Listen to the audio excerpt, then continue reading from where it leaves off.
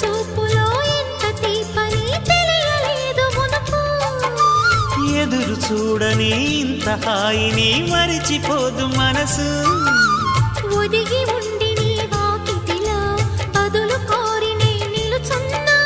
దారి తెలియని చీకటిలో వెలుగు చూసి కాదంటానా.